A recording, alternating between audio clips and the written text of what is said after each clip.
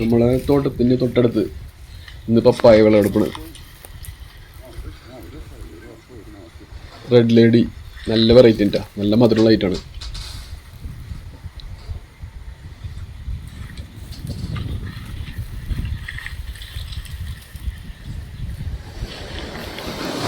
ഒരു 4-5 ട്രിപ്പ് കയറിപ്പോയി. ഇന്ന് ഇപ്പോൾ എവിടെ സുൽത്താൻ ബത്തേരിക്കുന്നുണ്ട് ഇന്ന് ലോഡ് കയറി പോണത്. ഞങ്ങൾ കഴിച്ചു നോക്കിയിട്ടാ, നല്ല മധുരമുള്ള വെറൈറ്റി.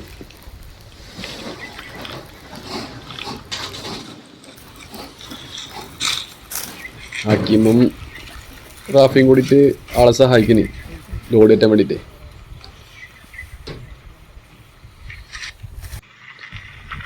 വരുന്നുണ്ട് അവർ.